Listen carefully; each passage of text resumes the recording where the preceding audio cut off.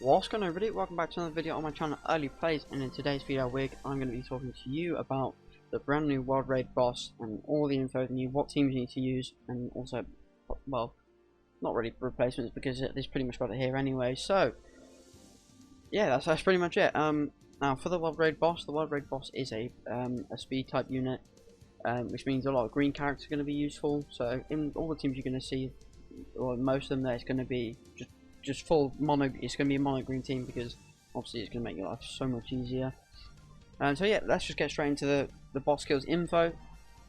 So so it says that it changes his attack pattern depending on the damage he received from you during the first 3 turns. So if he receives more than 300,000 damage in the first 3 turns, he will switch to red form. If not, he will switch to purple form. So after 3 turns, he then switches back to his base form, and then the cycle repeats. So in all 3 forms, the boss will take 50% less damage from counters, removes 1 debuff from himself at the start of his turn, and he is immune to HP reduction, HP related stat reduction, and corrosion effects. And in his base form, he has a single target, reducing ult gauge, damaging skill, AoE skill that increases ult gauge, and an AoE skill that seals healing skills, which is pretty good. And also says, so here it says that you want him to be in his purple form. And she has a single target poison skill, a single target removing buff damage skill, a single target damaging stun skill, and cleanse and debuff defense buff skill. So yeah, you want to be in the purple form because all of its attacks are single target, and in his base form it's a lot of its AoE as well. So that's why the purple form is what you want him to go into ideally in the ideal scenario.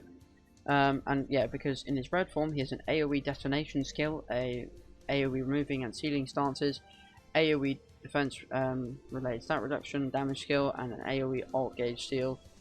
As these are all AoE skills, you will not be taking a lot of damage, which is true because with the purple one, yeah, like I said before, it's all single target, so it's pretty easy to defend against. And if you want to bring a character with taunt, it's going to make your life even better because you know that taunt's actually going to have a purpose. So in the base form and purple form, they both have weakness on their ults, which is basically means if you are debuffed, then the ult will do 3 times the amount of damage. While the red one is an AoE rank down with ult gauge reduction, same the House's ult. And when the boss is the weak form, he will switch back to base form after 2 turns, and then when he's in the strong form, he'll switch back to the base form after 3 turns, and then the cycle repeats. So these are all the rewards you can get from the raid. So you can get some SR Part 2 tickets, SR pendants, hammers, and then you can get all the costume upgrade equipment stuff as well.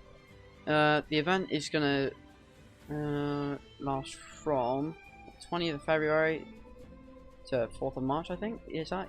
Yeah, there it is. Yeah.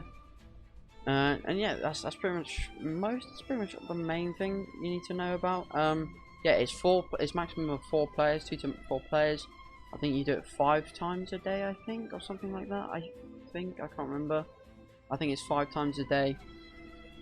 And basically, you're not like with your teammates. It's like they're doing what you're doing as well, but just obviously on a different screen. Because I feel like that would absolutely destroy the frame rate if that happened.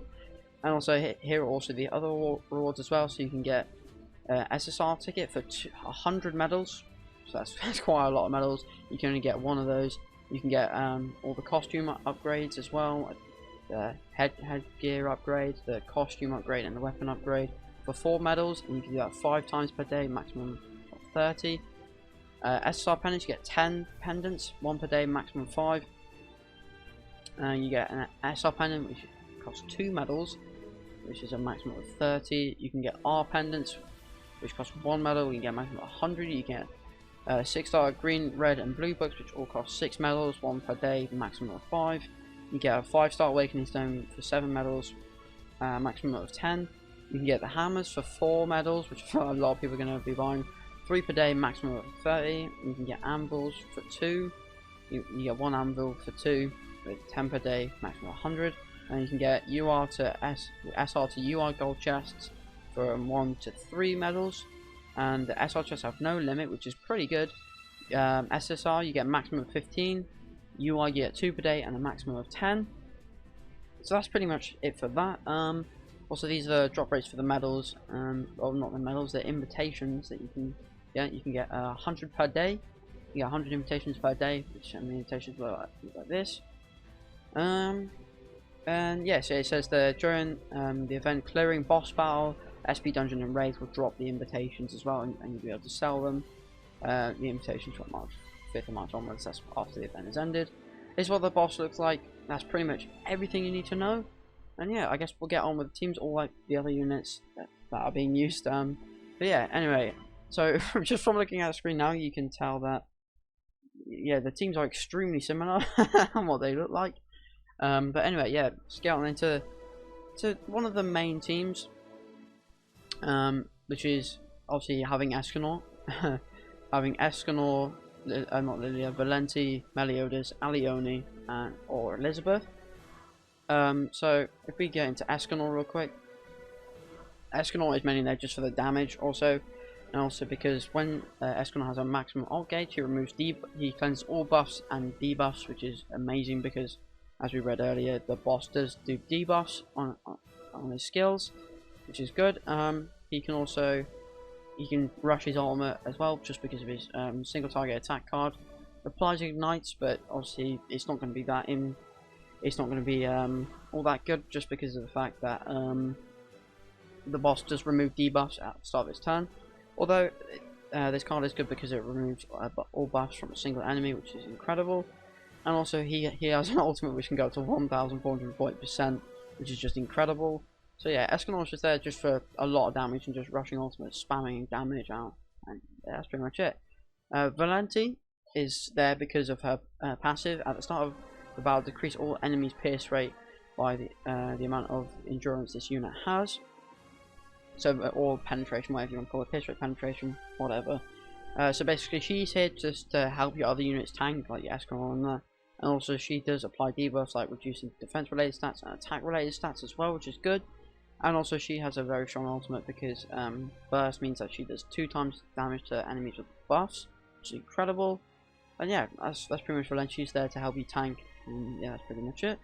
Then we got the half-year anniversary Demon Meliodas. His passive isn't really useful at all in this because it only works when he takes out an enemy. So, and also there's only one enemy you're fighting, so it's not really going to be that good. His single target skill here is good because it prevents the boss from getting any ult gauge, and also it implies infect as well, which nullifies the regeneration and heal of the target on his AoE. And of course, the weakness ultimate is what makes Meliodas, Demon Meliodas, extremely powerful. So that's what he's there for. Just for the damage output that he has. It's incredible. Now Alione and Elizabeth. Alione said just because of his passive, because he increased the attack related stats of all vitality attribute allies by 10%, which is obviously the green ones. And also Alione does have a taunt, so if one of your allies go down, you bring Alione in here. He can be your tank as well to help you tank. Has a very high percentage multiplier on his ultimate as well, and removes stances, but the boss doesn't really take a stance, so it's fine. So yeah, that's why he's there. And also Elizabeth is here because she seals attack skills, she heals and increases her ult gauges by 2, so that she means she can spam a healing ultimate which heals for a ton. And also her passive means that if allies receive damage, they heal 10% of their max HP, which is incredible. So that's like one of the main teams that you can run. Another main team is the Escanor Jericho team combo, which you can run with Green Elizabeth or Valenti. There's also teams we can run Merlin as well, which is really useful. So here we show here, Merlin is incredible because she adds 1 ult gauge at the start of the battle. Which is really handy. She can get rid of enemies' ult gauge with her attack card, and also with her, she can also create the perfect cube shield, which is really helpful for tanking. And especially if you pair Merlin up with Valenti, you're going to be taking 0 damage, and it's incredible. Seals attack skills, has a high amount of damage on her ultimate, which is incredible. Characters like Jericho and Elizabeth. Jericho's seen a lot of usage recently, to be honest, just because of this card here, this attack card here, because it has weakness. So damage to debuff targets is times multiplied by 3, and also she has her own debuff and bleed, which doesn't get removed. I don't think. No, well, it's not resisted by the boss, so that's good. And also her ultimate increases crit damage by 2, and basically this Jericho is all about crit damage basically, so she's incredible. And also for every time you use a skill, her crit chance increases, which is incredible. So basically you're going to constantly be critting, and you're going to be doing an incredible amount of damage, which is just insane. But however, the downside to Jericho is that her defense is terrible. She's not going to be tanking anything at all, basically. So that's why she's good to pair up with Valenti and Merlin, because then her by herself can do all the damage pretty much that like Escanor and Meliodas can do. Which is a bit ridiculous, but I mean, yeah, that's pretty much it for her. Elizabeth is also there, just like the red Elizabeth, there for healing. She has similar passive to Merlin, but only applies to herself. She gets 2 ult gauge at the start of the battle, which is good because it means she can instantly get her healing ultimate, and this healing ultimate also does increase ult gauge by 2, which is incredibly helpful. Also, cleanse debuffs has a high amount of healing on that, and also she removes buffs as well, which is incredible. I think that's pretty much all the characters that people are using. A team composition that isn't on here is, like I said before, you run Valenti, Jericho, and Merlin, and then either have like Alione or Elizabeth in the back, which is incredible. Because I think if you have the right gear on her, Jericho is going to be able to do a lot of damage and just basically solo the boss herself, because of her main attack card having weakness, and her ultimate having fatal, so crit damage is multiplied by 2. So yeah, that's pretty much it. That's all you really need to know about the boss. I watched quite a few videos on it, and it doesn't look all that bad, to be honest, because you've got 3 other people helping you.